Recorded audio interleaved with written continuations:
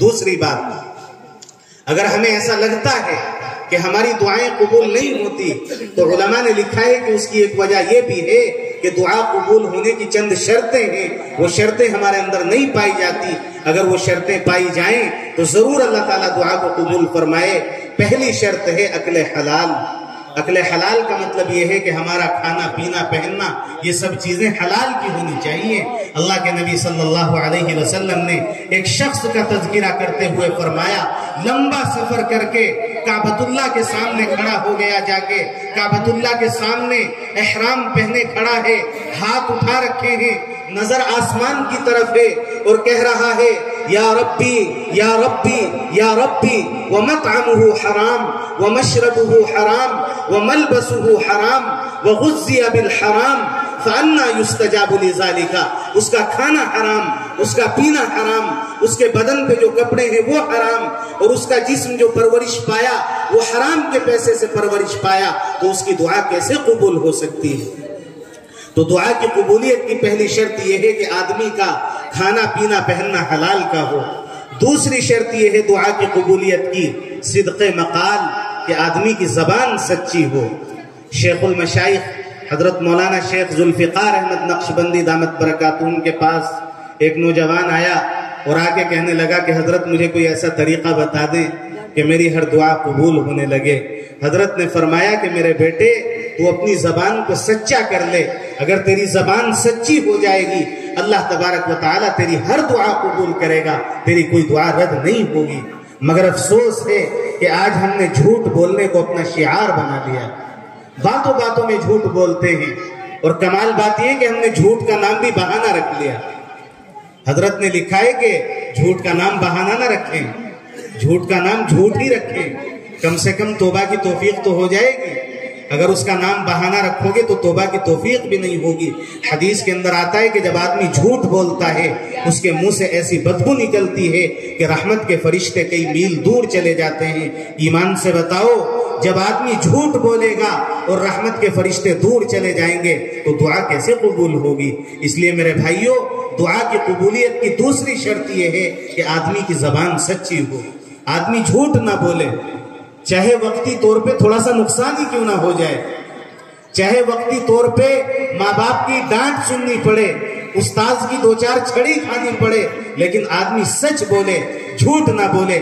کبھی کبھی ایسا ہوتا ہے کہ ہم جھوٹ بول کے اپنی ماں کو مطمئن کر دیتے ہیں، باپ کو مطمئن کر دیتے ہیں، بھائی کو مطمئن کر دیتے ہیں، استاذ کو مطمئن کر دیتے ہیں، لیکن وہ کیا کسی کہنے والے نے کہا، جو جھوٹ بول کے کرتا ہے مطمئن سب کو، جو جھوٹ بول کے کرتا ہے مطمئن سب کو، وہ جھوٹ بول کے خود مطمئن نہیں ہوتا۔ آدمی کا دل اندر سے کہتا ہے کہ یار کچھ غلطی ہو رہی ہے، ہم دوسروں کو مطمئن کر سکتے ہیں جھوٹ بول کے، مگر خود ہمیں اطمینان نصیب نہیں ہوگا۔ اس لیے آدمی کی زبان سچی ہونی چاہیے تاکہ دعائیں قبول ہوا کریں۔ ایک چھوٹا سا واقعہ یاد آتا ہے، حجاج بن یوسف کا نام آپ نے سنا ہوگا۔ یہ بڑا ظالم حکمران تھا، بغیر بات کی، بغیر کسی وجہ سے ہی لوگوں کو قتل کرا دیا کرتا تھا۔ ایک مرتبہ اس کے سامنے بہت سارے قیدی لائے گئے، قیدی۔ اس نے ان قیدیوں کو قتل کرنے کا حکم دیا کہ بھئی ان قیدیوں کو قتل کر دیا جائے۔ ان میں سے ایک قیدی کہنے لگا کہ بادشاہ سلامت، آپ مجھے قتل نہ کریں، اس لیے کہ آپ کے ذمے میرا حق ہے۔ حجاج کہنے لگا بھئی میرے ذمے تمہارا کیا حق ہے؟ وہ قیدی کہنے لگا کہ مجلس میں لوگ تمہاری برائی کر رہے تھے، میں نے ان کو تمہاری برائی کرنے سے روکا تھا، اور یہ کہا تھا بھئی حجاج جیسا بھی ہے ہمارا بادشاہ ہے، اپنے بادشاہ کو برا بھلا نہیں کہنا چاہیے۔ حجاج کہنے لگا کہ بات تو ٹھیک ہے، اگر کسی مجلس میں میری برائی ہو رہی تھی اور تم نے لوگوں کو میری برائی کرنے سے روکا تو واقعی یہ تو قابل تعریف کام ہے، تمہیں چھوڑ دینا چاہیے، لیکن مجھے یقین کیسے آئے کہ تم سچ کہہ رہے ہو یا جھوٹ کہہ رہے ہو؟ انہی قیدیوں میں سے ایک دوسرے قیدی نے انگلی اٹھائی اور کہا کہ جناب من، یہ سچ کہہ رہا ہے، واقعی ایسا ہی ہوا تھا کہ ایک مجلس میں لوگ آپ کی برائی کر رہے تھے، اس نے لوگوں کو آپ کی برائی کرنے سے روکا تھا۔ حجاج کہنے لگا کہ چلو اب گواہی مل گئی، اب میرا دل مطمئن ہو گیا، اس لیے میں تمہیں تو چھوڑ دیتا ہوں۔ لیکن اس دوسرے والے آدمی سے کہا بھئی تم بھی تو وہیں موجود تھے جب لوگ میری برائی کر رہے تھے، تو اس نے تو لوگوں کو برائی کرنے سے روکا، تو نے کیوں نہیں روکا؟ تو اسے تو میں چھوڑ دیتا ہوں لیکن تجھے قتل کروں گا۔ تو وہ کہنے لگا کہ حجاج میں کیوں لوگوں کو تیری برائی کرنے سے روکتا؟ میں تو خود تجھے دنیا کا بدترین انسان سمجھتا ہوں، ظالم سمجھتا ہوں۔ میں کل بھی تجھے ظالم سمجھتا تھا، آج بھی ظالم سمجھتا ہوں، اور جب تک تو ظلم سے توبہ نہیں کرے گا تب تک میں تجھے ظالم ہی سمجھتا رہوں گا۔ حجاج نے کہا بھئی ان دونوں کو چھوڑ دو۔ لوگوں نے کہا کہ بادشاہ سلامت بات سمجھ میں نہیں آئی، آپ نے دونوں کو کیوں چھوڑا؟ حجاج نے کہا کہ میں نے اسے تو اس لیے چھوڑا کیونکہ اس نے لوگوں کو میری برائی کرنے سے روکا تھا، اور اسے اس لیے چھوڑا کیونکہ اس نے میرے سامنے سچ بولا، جھوٹ نہیں بولا۔ تو سچ کے اندر اللہ تعالیٰ نے وہ طاقت رکھی ہے کہ حجاج جیسے ظالم کے دل کو نرم کر دیتا ہے، تو کیا اگر ہم سچ بولیں گے اللہ تبارک و تعالیٰ کو ہمارے اوپر رحم نہیں آئے گا؟ اس لیے میرے بھائیوں، دعا کی قبولیت کی دوسری شرط یہ ہے کہ آدمی کی زبان سچی ہو۔ دعا کی قبولیت کی تیسری شرط یہ ہے کہ جب آدمی دعا مانگے تو آدمی کا دل یقین سے بھرا ہوا ہو۔ ایمان سے بتائیں، آج ہم دعا مانگتے ہیں مگر ہمیں پہلے سے یقین ہوتا ہے کہ بس دعا مانگ تو رہے لیکن قبول نہیں ہوگی۔ جب ہم پہلے سے بے یقینی کی کیفیت کے ساتھ دعا مانگتے ہیں تو وہ قبول کیسے ہوگی؟ اس لیے دعا کی قبولیت کی تیسری شرط یہ ہے کہ آدمی جب دعا مانگے تو اس کا دل یقین سے سرشار ہونا چاہیے کہ میں اپنے رب سے جو مانگ رہا ہوں میرا رب مجھے ضرور بالضرور عطا کرے گا، اس لیے کہ اس کے خزانوں میں کوئی کمی نہیں۔ ایک مرتبہ ایک شہر کے اندر قحط آ گیا، کئی مہینوں سے بارش نہیں ہوئی، آسمان پہ بادل کا کوئی نام و نشان بھی نہیں تھا۔ علماء نے کہا کہ اگر بارش چاہتے ہو تو باہر میدان میں نکل کر استسقاء کی نماز پڑھنی پڑے گی۔ چنانچہ سارے لوگ استسقاء کی نماز پڑھنے کے لیے چل پڑے۔ ایک چھوٹا سا بچہ تھا، وہ اپنے باپ سے کہنے لگا ابا میں بھی آپ کے ساتھ جاؤں گا لیکن ذرا رک جائیے، میں ابھی آتا ہوں۔ وہ اپنے گھر کے اندر گیا اور گھر سے چھتری اٹھا کے لایا اور چھتری اٹھا کے اپنے باپ سے کہا کہ اب چلیے۔ تو اس کا باپ کہنے لگا کہ بیٹے تیرا دماغ تو نہیں خراب ہو گیا؟ آسمان پہ کئی مہینوں سے بادل کا کوئی نام و نشان نہیں، بارش کا ایک قطرہ نہیں برسا اور تو چھتری اٹھا کے چل دیا۔ تو یہ بچہ کہنے لگا کہ ابا مجھے پتا ہے کہ کئی مہینے سے بارش نہیں ہوئی، مجھے پتا ہے کہ آسمان پہ بادل کا نام و نشان نہیں، لیکن مجھے یہ بھی پتا ہے کہ جس اللہ سے ہم مانگنے کے لیے جا رہے ہیں وہ احکم الحاکمین ہے، وہ اجود الاجودین ہے، وہ سخیوں کا سخی ہے، وہ داتاؤں کا داتا ہے۔ ایسا نہیں ہو سکتا کہ ہم میدان میں جا کر کے اس سے دعا کریں اور وہ ہماری دعا کو قبول نہ کرے۔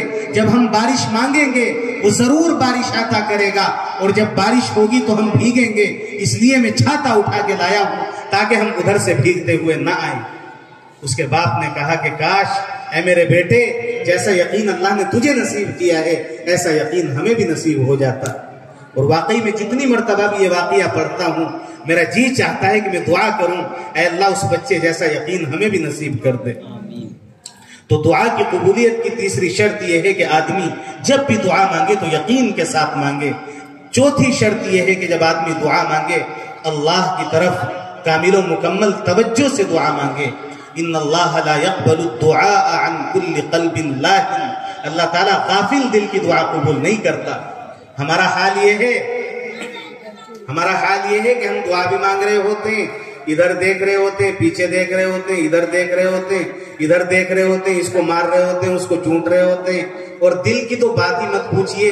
میں تو ظاہر کی بات کر رہا ہوں، ہمارا تو ظاہر بھی حاضر نہیں رہتا، دل تو کیا خاک حاضر رہے گا۔ اور اب تو صورتحال کچھ ایسی ہو گئی کہ امام صاحب اگر دعا کراتے ہوئے یوں بھی کہتے نا کہ اے اللہ ہم سب کو بندر اور خنزیر بنا دے، تو بغیر سوچے سمجھے سب کہہ دیں گے آمین۔ یہ بھی نہیں دیکھیں گے کہ مانگنے والے نے کیا دعا مانگی۔ یہ نتیجہ ہے بے توجہی کا۔ اس لیے چوتھی شرط یہ ہے کہ جب بھی آپ اللہ سے دعا مانگیں تو پوری توجہ کے ساتھ مانگیں۔ میں نے کل بھی ایک جگہ یہ بات عرض کی کہ اپنی بات کو منوانے کے 3 طریقے ہوتے ہیں۔ ایک طریقہ تو ہوتا ہے زر کے معنی ہے مال دولت پیسہ۔ بھائی کوئی ہماری بات نہیں مان رہا تو اسے بلا کے ذرا اس کی ٹھیک ٹھاک سی دعوت کر دو، ناشتہ واشتہ کرا دو، کچھ ہدیہ تحفہ دے دو تو امید ہے کہ بات مانی جائے گا۔ پیسوں میں اللہ تعالیٰ نے بڑی طاقت رکھی ہے، پیسوں سے لوگ بات مان جاتے ہیں۔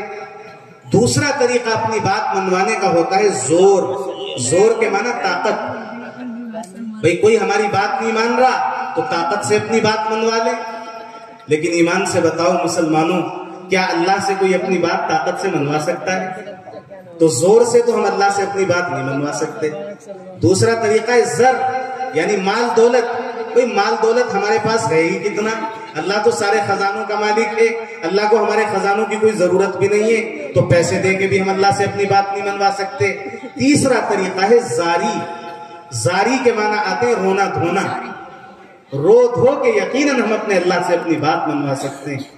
ایک چھوٹا سا واقعہ مجھے یاد آیا، ایک بزرگ تھے، ان کے یہاں مہمان بہت زیادہ آیا کرتے تھے، اور ہمارے سبھی بزرگوں کے یہاں مہمان کثرت سے آتے ہیں۔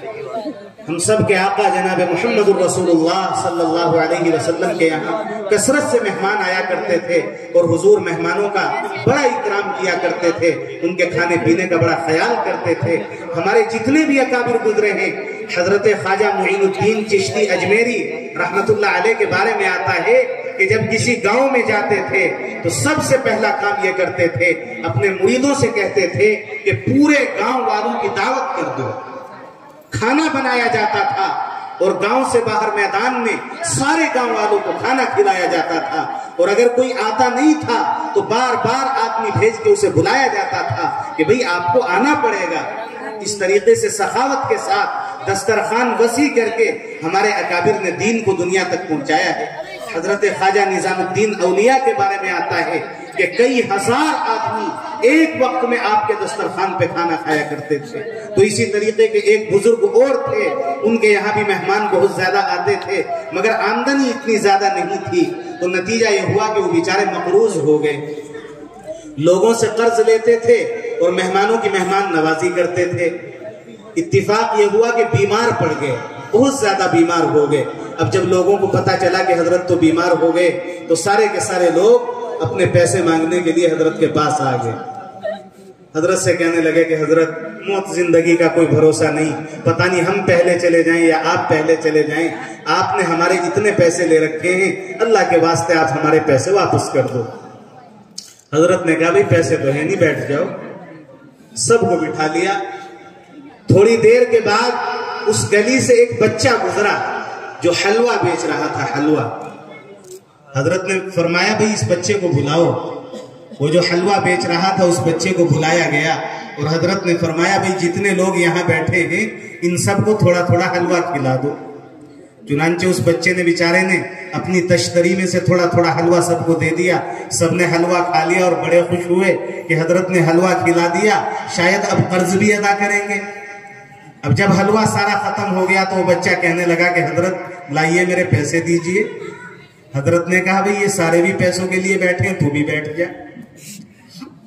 اب وہ بچہ رونے لگا، وہ بچہ کہنے لگا کہ حضرت میرا کام نہیں چلے گا اس طرح، میں تو روزانہ حلوہ لے کے آتا ہوں، بیچتا ہوں اور گھر کا سامان لے کے جاتا ہوں، اگر میں خالی ہاتھ گیا تو میری امی تو مجھے مار مار کے میرا بھرتا بنا دے گی، اس لیے مجھے تو اپنے پیسے چاہیے اور نقد چاہیے۔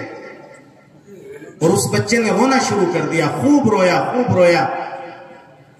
واقعہ نگار لکھتے ہیں کہ وہ بچہ رو رہا تھا کہ بادشاہ وقت کا قاصد آیا، اور بادشاہ وقت کے قاصد نے آ کے کہا کہ ہمارے بادشاہ سوئے ہوئے تھے، انہیں خواب میں اللہ کے نبی صلی اللہ علیہ وسلم کی زیارت ہوئی، اللہ کے نبی نے بادشاہ وقت کو حکم دیا، اے بادشاہ میرا فلاں دوست اپنے مقروضوں کے اندر گھرا ہوا ہے، لوگوں نے اس کو گھیر رکھا ہے، جا کر کے اس کی مدد کر۔ بادشاہ سلامت اٹھے اور بادشاہ نے مجھے آپ کی خدمت میں یہ ہدیہ لے کر کے بھیجا ہے۔ ان بزرگ نے بڑی خوشی کے ساتھ وہ ہدیہ قبول کیا، اور جس کی جتنی رقم تھی سب کو دے دی، اور جو کچھ بچ رہا تھا اس بچے کو دے دیا۔ وہ سارے کے سارے لوگ چلے گئے۔ بعد میں خادم نے پوچھا کہ حضرت بات سمجھ میں نہیں آئی، جب لوگ آپ سے قرضہ مانگنے کے لیے آئے تھے اور آپ کے پاس دینے کے لیے پیسے نہیں تھے تو آپ عذر کرتے تھے، آپ نے اس بچے کا حلوہ کیوں خریدا؟ آپ کے پاس تو اس بچے کو دینے کے لیے پیسے بھی نہیں تھے۔ تو ان بزرگ نے جو جواب دیا اس کو حضرت مولانا جلال الدین رومی رحمت اللہ علیہ نے اپنی مثنوی شریف کے اندر اس طرح نقل کیا ہے۔ وہ کہنے لگے تا نہ گریت طفل کے جوشد لبن، تا نہ گریت ابر کے خندت چمن، تا نہ گریت طفل کے جوشد لبن، تا نہ گریت ابر کے خندت چمن، تا نہ گریت کود کے حلوہ فروش رحمت حق ہم نمی آیت بجوش. وہ بزرگ کہنے لگے دراصل بات یہ ہے میں نے دیکھا کہ ہماری محفل کے اندر سب کچھ ہے لیکن ہماری محفل کے اندر کوئی رونے والا نہیں ہے، اور مجھے پتا تھا کہ اللہ کی رحمت اس وقت تک ہماری طرف متوجہ نہیں ہو سکتی جب تک کہ کوئی رونے والا نہ ہو. اس لیے میں نے اس بچے کا حلوہ خریدا تاکہ جب اس بچے کے پیسے ادا نہ ہو سکیں یہ بچہ روئے اور اس بچے کے رونے پہ اللہ تعالیٰ کو ترس آ جائے اور اللہ تبارک و تعالیٰ ہم سب کی ضرورتوں کو پورا کر دے. تو میرے بھائیوں، جس طریقے سے ایک بچے کے آنسو اس کی ساری ضرورتیں پوری کرا دیتے ہیں، اسی طریقے سے ایک بندے کے آنسو اس کی ساری ضرورتیں پوری کرا دیتے ہیں. تو اپنے اللہ سے کبھی ذرا نم آنکھوں کے ساتھ مانگ کے تو دیکھا کرو. آپ کہیں گے کہ جی مولوی صاحب رونا ہی نہیں آتا. قربان جائیں امیر المومنین خلیفۃ المسلمین حضرت ابو بکر صدیق رضی اللہ تعالیٰ عنہ پر، انہوں نے اس مسئلے کا بھی حل کر دیا. وہ کہنے لگے کہ اگر رونا نہیں آتا تو رونے والوں جیسی شکل ہی بنا لو، اللہ تعالیٰ اس سے بھی دعا کو قبول کر دیتا ہے. تو اس لیے میرے بھائیوں یہ 4 اہم شرطیں ہیں. ہمارا کھانا پینا حلال ہو، ہماری زبان سچی ہو، دل کے اندر دعا کی قبولیت کا یقین ہو، اور اللہ کی طرف ہماری پوری لو لگی ہوئی ہو سکے تو آنکھوں سے آنسو آ جائیں، اور آنسو بھی نہ آئیں تو کم از کم رونے والوں جیسا چہرہ ہی آدمی بنا لے تو دعا ضرور بھی ضرور قبول ہوتی ہے. آخری بات بتا کر کے اپنی بات کو ختم کریں. ویسے تو اللہ ہر جگہ سنتا ہے، ہر ایک کی سنتا ہے، اور اللہ تبارک و تعالی عطا بھی کرتا ہے، لیکن کچھ جگہ ایسی ہوتی ہیں وہاں بیٹھ کے دعا کرو تو ذرا زیادہ جلدی قبول ہوتی ہے. ان میں سے ایک جگہ ہے کعبہ شریف. اللہ تعالیٰ کسی کو کعبہ شریف پہنچا دے وہاں دعا آسانی سے قبول ہو جاتی ہے. دوسری جگہ ہے مدینہ شریف. مدینہ شریف میں بھی دعائیں قبول ہوتی ہیں. مسجد اقصی شریف وہاں بھی دعائیں قبول ہوتی ہیں. دینی مجلس جیسے آپ بیٹھے ہیں ان میں بھی دعائیں قبول ہوتی ہیں، اجتماع وغیرہ ہوتا ہے جیسے. اسی طریقے سے مسجد اللہ کا گھر ہے وہاں بھی دعا قبول ہوتی ہے. یہ سب تو آپ نے سنا، لیکن میں اس سے ہٹ کے اپنے نوجوانوں کو خاص طور سے ایک تحفہ دے کے جانا چاہتا ہوں اور آپ کو ایک ایسی جگہ بتا کے جانا چاہتا ہوں. رب کعبہ کی قسم اگر آپ اس جگہ بیٹھ کے دعا مانگو گے یہ ہو نہیں سکتا کہ آپ کی دعا قبول نہ ہو. وہ جگہ ہے آپ کی ماں کے پیر، اپنی ماں کے قدموں میں بیٹھ کے کبھی دعا مانگا کرو. ایک نوجوان کہتا ہے میری کوئی دعا رد نہیں ہوئی، میں اللہ سے جو بھی مانگتا ہوں اللہ تعالیٰ مجھے عطا کرتا ہے. لوگوں نے کہا کہ یار تو اتنا نیک تو لگتا نہیں دیکھنے میں، تیری ہر دعا کیسے قبول ہو جاتی ہے؟ کہنے لگا کہ جب بھی مجھے اللہ تعالیٰ سے کچھ مانگنا ہوتا ہے میں عشاء کی نماز پڑھ کے اپنے گھر جاتا ہوں، پہلے اپنے والد کے ہاتھ پیر دباتا ہوں، ان کے سر میں تیل لگاتا ہوں، پھر اپنی امی کے سر میں تیل لگاتا ہوں، ان کے پیر دباتا ہوں اور ان کے پیروں میں بیٹھ کے اللہ تعالیٰ کی جانب متوجہ ہو کے کہتا ہوں میرے مولا یہ میری ماں کے پیر ہیں جن کے بارے میں تیرے نبی نے بتایا ہے کہ ماں کے قدموں کے نیچے جنت ہے. اے اللہ میں اپنی جنت کے واسطے سے سوال کرتا ہوں میری اس دعا کو قبول کر لیجئے. وہ نوجوان کہتا ہے میں نے اس ترکیب سے جو بھی دعا مانگی اللہ تبارک و تعالیٰ نے اس دعا کو ضرور قبول کیا. نوجوانوں اس ترکیب کو آزما کے دیکھو، اپنے ماں باپ کو خوش کرو، ان کی خدمت کرو. اور میں آپ کو ایک حدیث سناتا چلوں. میرے آقا نے فرمایا ما من ولد بارد ينظر الى والديه نظرة رحمة الا كتب الله له بكل نظرة حجة مبرورة. کوئی فرما بردار لڑکا یا لڑکی جب اپنے ماں باپ کے چہرے پر ایک مرتبہ محبت بھری نظر ڈالتا ہے اللہ ایک نظر کے بدلے ایک مقبول حج کا ثواب عطا فرماتا ہے. ایک مقبول حج کوئی آسان کام ہے؟ لاکھوں روپے جمع کرو، پاسپورٹ بنواؤ، ویزا لگواؤ، سفر کی مشقتیں برداشت کرو، مکے میں جاؤ، کعبۃ اللہ کا طواف کرو، صفا مروہ کی سعی کرو، مزدلفہ میں جاؤ، مینا میں جاؤ، جمرات میں جاؤ، پھر بھی اس بات کی کوئی گارنٹی نہیں کہ حج قبول ہوا کہ نہیں ہوا. لیکن میرے نبی نے ضمانت لے کے ارشاد فرمایا اگر تم اپنے ماں باپ کے چہرے پر ایک مرتبہ محبت بھری نظر ڈالو گے اللہ ایک نظر کے بدلے ایک مقبول حج کا ثواب عطا فرما دے گا. صحابہ نے پوچھا وَإِن نَّظَرُوا مِئَةَ مَرَّةٍ یا رسول اللہ، اے اللہ کے رسول اگر کوئی 100 مرتبہ دیکھ لے हुजूर ने फरमाया नाम अल्लाहु अक्सर व अतियब, हाँ अगर कोई 100 मरतबा देखेगा तो अल्लाह ताला उसे 100 हजों का सवाब अता फरमाएगा, कोई 1000 मरतबा देखेगा अल्लाह उसे 1000 हजों का सवाब अता फरमाएगा। अल्लाह के खजाने में क्या कमी आ जाएगी। नौजवान बच्चों, आपके माँ बाप जिंदा है, माँ बाप की कदर करो, अल्लाह की कसम उनकी खिदमत को अपने लिए गनीमत समझो। और भी कुछ ना कर सको तो कम से कम उनके चेहरे को मोहब्बत भरी नजर से देख लिया करो। अल्लाह तबारक व तआला इस पे भी तुम्हें सवाब अता फरमाएगा और एक मकबूल हज का सवाब अता फरमाएगा, और उनके वास्ते से दुआएं मांगोगे अल्लाह ताला दुआओं को भी कबूल करेगा। लेकिन साथ साथ मैं यहाँ अपने दोस्तों से ये भी अर्ज कर दूं, हमारे बुजुर्ग भी कुछ यहाँ बैठे हैं कि शरीयत ने किसी भी चीज को अनबैलेंस नहीं छोड़ा। ये नहीं है कि सिर्फ औलाद को हुकूक बताए हों कि माँ बाप के बड़े हुकूक हैं, माँ बाप को भी कुछ बताया है, माँ बाप को भी कहा है कि औलाद के भी कुछ हुकूक हैं। और औलाद का अहम तरीन हक अकरीमू औलादकुम, अपनी औलाद का इकराम करो। मैं कहा करता हूँ अपने दोस्तों से, मोहब्बत तो सब करते हैं अपनी औलाद से, शायद ही कोई बाप ऐसा होगा जो अपनी औलाद से मोहब्बत न करता हो। अरे सुबह से लेकर शाम तक खेत में जो काम करता है वो औलाद की मोहब्बत में ही तो करता है। सुबह से लेकर शाम तक भूखा प्यासा दुकान पे बैठता है, मजदूरी करता है, रेड़ी चलाता है, ठेली पे खड़ा होकर फल बेचता है, कभी सरिया उठाता है, कभी ईंट और बजरी ढोता है। अपनी औलाद की मोहब्बत में, मोहब्बत से कोई इख्तिलाफ नहीं। मैं बात कर रहा हूँ इज्जत की। इज्जत अलग चीज है, मोहब्बत अलग चीज है। हम अपनी औलाद से मोहब्बत तो करते हैं लेकिन अपनी औलाद को इज्जत नहीं देते। अगर कोई पूछने वाला पूछ ले कि भाई तुम्हारा बेटा आजकल कैसे रह रहा तुम्हारे साथ, तो ईमानदारी से बताओ कि हमारा जवाब क्या होता है? अजी बस क्या बताएं मौली साहब, बस ठीक ही रह रहा। अजी वैसे तो ठीक है लेकिन देता दिवाता कुछ नहीं। इस तरह के जवाब होते हैं ना हम सबके।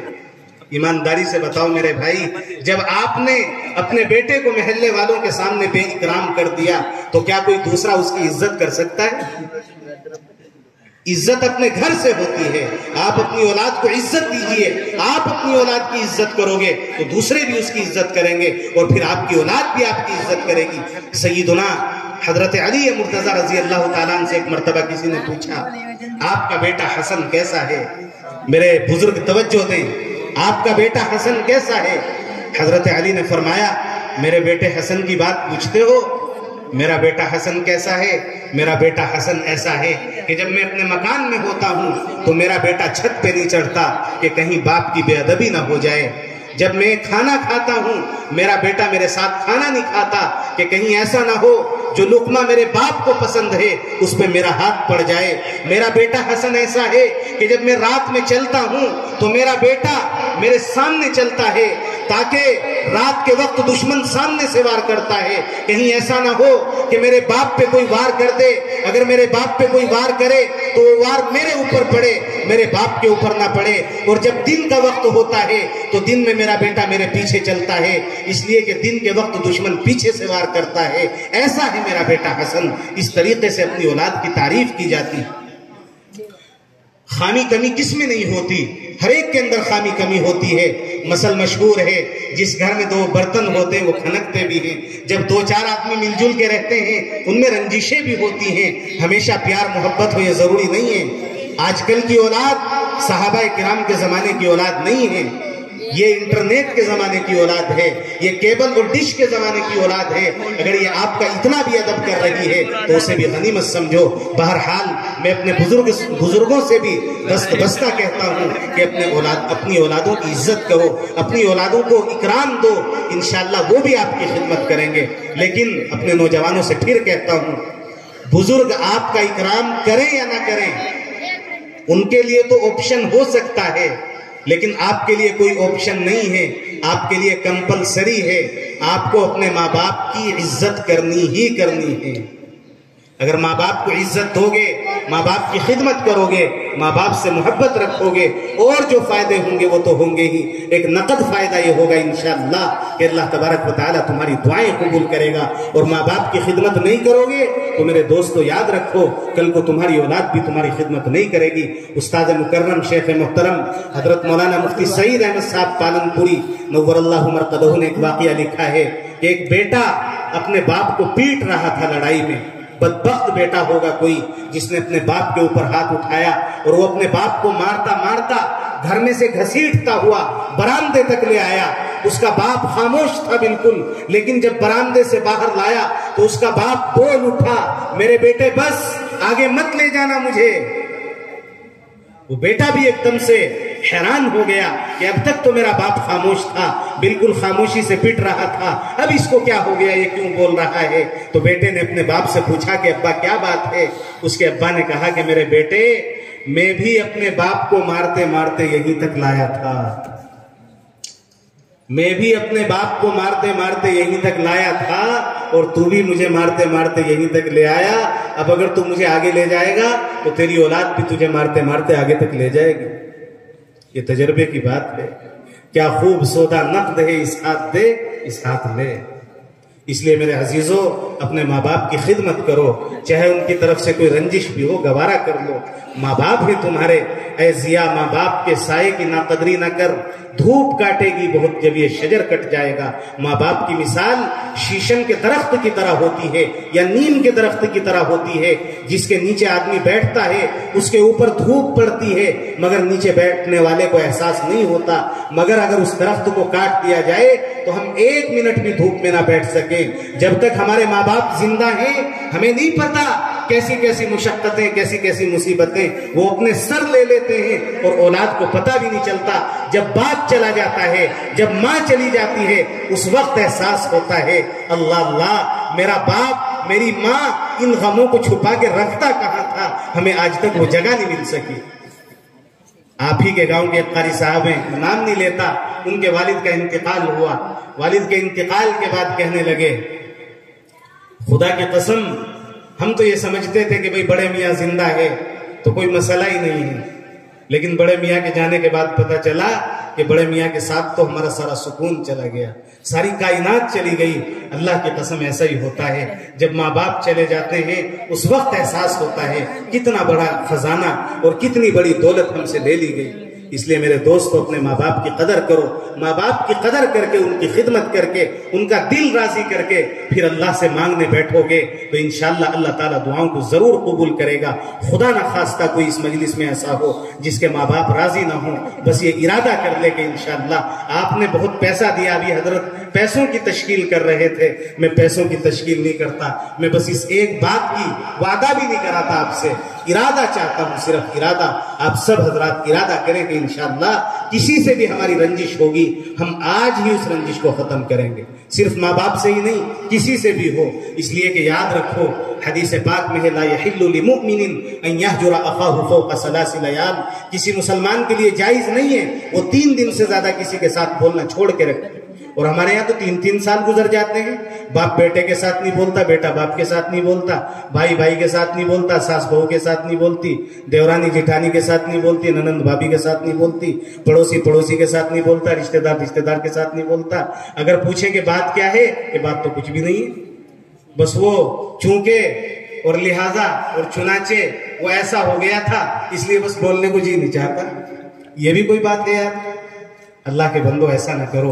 حدیث میں آتا ہے جب 2 مسلمان آپس میں بولتے نہیں تو کتنا بھی مبارک موقع ہو، ابھی شب برات آئے گی انشاءاللہ، 7 مارچ کے بعد کی جو رات ہے وہ شب برات، اس میں اللہ تبارک و تعالی سب کو معاف کر دیتا ہے، لیکن چند گنہگار ہیں جن کو معاف نہیں کرتا. ان میں سے وہ لوگ بھی ہیں جو آپس میں بولنا چھوڑ کے رکھتے ہیں. تو کیا ہم یہ چاہتے ہیں کہ اللہ ہمیں معاف نہ کرے؟ بھئی کوئی چاہتا ہے کہ اللہ ہماری مغفرت نہ کرے؟ ظاہر ہے کہ سب یہی چاہتے ہیں کہ اللہ ہماری مغفرت کرے، اللہ ہمیں معاف کرے. اگر چاہتے ہیں تو آپس میں صلح صفائی کریں. اگر کسی کے ساتھ رنجش ہے اس رنجش کو ختم کریں، اور رنجش ختم کرنے کا آسان سا طریقہ ہے کہ جا کے سلام کر دو. وہ اگر جواب بھی دے دے گا تو انشاءاللہ رنجش ختم ہو جائے گی. اور بھی بہت سی باتیں کہی جا سکتی ہیں، لیکن مجھے کہا گیا تھا کہ 1 بجے تک دعا ہو جانی چاہیے اور 1 بجے سے اوپر کچھ وقت ہو چلا ہے. بہرحال اب ہمیں دعا ہی کر لینی چاہیے. باتیں تو بہت سی ہوتی ہیں لیکن اصل عمل ہے. دعا فرمائے کہ اللہ پاک ہم سب کو عمل کی توفیق عطا فرمائے. دعا سے پہلے آپ سب حضرات 3 مرتبہ قل هو اللہ شریف پڑھ لیں.